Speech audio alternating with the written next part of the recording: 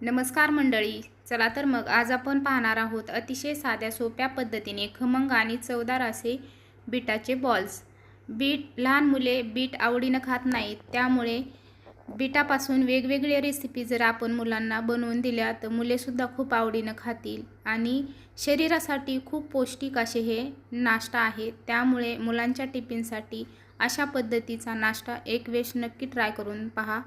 खूप टेस्टी आणि चवदार होतो. मुलांनासुद्धा खूप आवडेल अशा पद्धतीचा नाश्ता. मग हे बीटाचे बॉल्स कसे बनवायचे?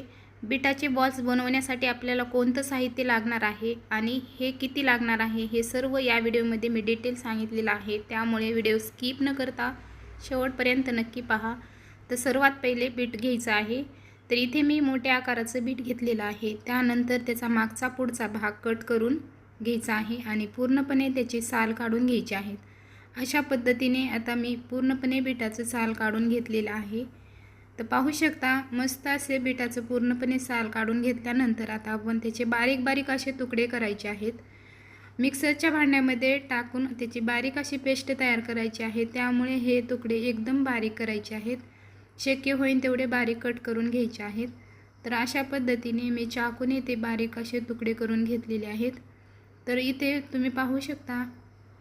तर अशा पद्धतीने तयार करून घेतलेले तुकडे आता आपण मिक्सरच्या भांड्यामध्ये टाकून त्याची बारीक अशी पेस्ट तयार करायची आहे. पेस्ट तयार करत असताना आपल्याला त्यामध्ये थोडे थोडे पाणी टाकून हे एकदम बारीक असं फाईन पेस्ट तयार करायची आहे. तर अशा पद्धतीने इथे मी बारीक अशी फाईन पेस्ट तयार करून घेतलेली आहे. आता आपण हे चाळणीने चाळून घ्यायचं आहे. तर त्यासाठी पातेलं ठेवलेलं आहे. पातेल्यावरती पुरण वाटायची चाळणी ठेवली. बीटाची पूर्णपणे पेस्ट आपल्याला अशा पद्धतीने एकदम पाणी टाकून छान अशी चाळून घ्यायची आहे. तर इथे तुम्ही छोट्या आकाराची सुद्धा चाळणी वापरू शकता. पूर्णपणे बीटाची पेस्ट मी चाळणीने चाळून घेतलेली आहे. आता हे मोजून घ्यायचं आहे.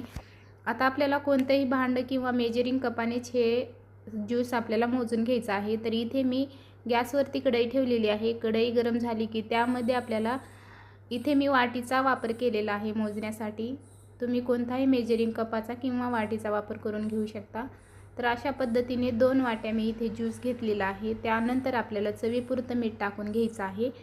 मीठ टाकून हे छान असं मिक्स करून घ्यायचं आहे आणि त्याला चांगली खळखळून उकळी आल्याच्या नंतर आपल्याला हे मस्त असं हटून घ्यायचं आहे. तर हटण्यासाठी इथे मी 1 वाटी रवा वापरलेला आहे.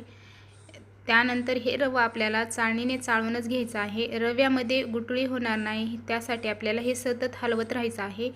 तर अशा पद्धतीने हे छान असं 5 मिनिटासाठी एकदम छान असं वाफवून घ्यायचं आहे. तर तुम्ही पाहू शकता 2 वाट्या बीटाच्या ज्यूसासाठी 1 वाटी रवा अगदी परफेक्ट हे प्रमाण आहे. त्यामुळे अशा पद्धतीचे बीटाचे बॉल्स तुम्ही एक वेळेस मुलांना नक्कीच बनवून द्या. मुले खूप आवडीनं खातील, इतके हे टेस्टी होतात. अशा पद्धतीने आता आपण हे छान असं शिजवून घेतलेलं आहे. त्यानंतर आता आपल्याला एका ताटामध्ये हे काढून घ्यायचं आहे. काढून घेतल्यानंतर थंड झाल्याच्या नंतर आपल्याला हे छान असं मळून घ्यायचं आहे. तर तुम्ही पाहू शकता हे थंड झाल्याच्या नंतरच आपल्याला मळून घ्यायचं आहे. गरम गरम हे हाताला पोळू शकतं, त्यामुळे थंड झाल्यावर हे मळायचं आहे. तर थोडंसं हाताला मी तेल लावून घेतलेलं आहे. तेल लावून एकदम सॉफ्ट असं हे तयार करायचं आहे. तर अशा पद्धतीने मस्त असं मी एकदम सॉफ्ट असं तयार करून घेतलेलं आहे. आता आपण ह्याचे छोटे छोटे बॉल्स तयार करून घेऊया. जसे आपण गुलाबजामुन बनवतात अगदी तशाच प्रमाणे हे आपल्याला बनवायचे आहेत, छोटे छोटे साईजचेच.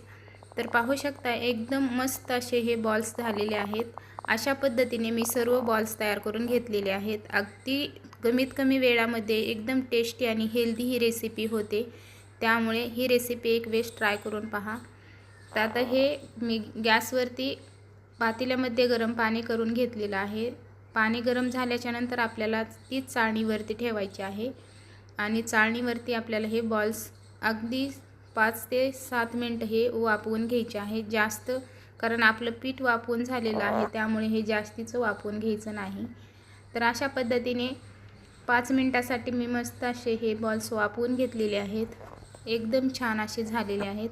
आता आपण फोडणी देण्यासाठी गॅसवरती कढई ठेवायची आहे. कढई छान गरम झाली की त्यामध्ये 1 पळी तेल टाकून घेतलेलं आहे. मोहरी टाकलेली आहे. मोहरी चांगली तडतडली की 2 हिरवी मिरची टाकून घेतलेली आहे. हिरवी मिरची तुम्हाला इथे जर लहान मुलांसाठी बनवायचं असेल तर तुम्ही स्किपही करू शकता। त्यानंतर आपल्याला कढीपत्ता टाकायचा आहे। त्यानंतर 2 चमचे पांढरे तीळ टाकून घेतलेले आहे। तीळ टाकल्यामुळे एकदम टेस्टी असे हे बॉल्स लागतात। मी जास्तीचं तीळ वापरलेलं आहे, त्यामुळे अशा पद्धतीने सर्व बॉल्स आपल्याला त्यामध्ये टाकायचे आहेत आणि एकदम छान असे मिक्स करून घ्यायचे आहेत। तर पाहू शकता किती सुंदर असे एकदम सुटसुटीत असे बॉल झालेले आहेत। तर ह्यानंतर आपल्याला वरतून थोडीशी बारीक अशी कट करून घेतलेली कोथिंबीरसुद्धा टाकायची आहे। तर अशा पद्धतीने आपले बीटाचे बॉल्स तयार झालेले आहेत। मग रेसिपी कशी वाटते नक्की कमेंटमध्ये सांगा। रेसिपी आवडली तर लाईक, शेअर आणि सबस्क्राईब करायला विसरू नका। आणि अशा पद्धतीचे बीटाचे बॉल्स तुम्ही एक वेळेस नक्की ट्राय करून पहा। पूर्ण व्हिडिओ पाहिल्याबद्दल धन्यवाद।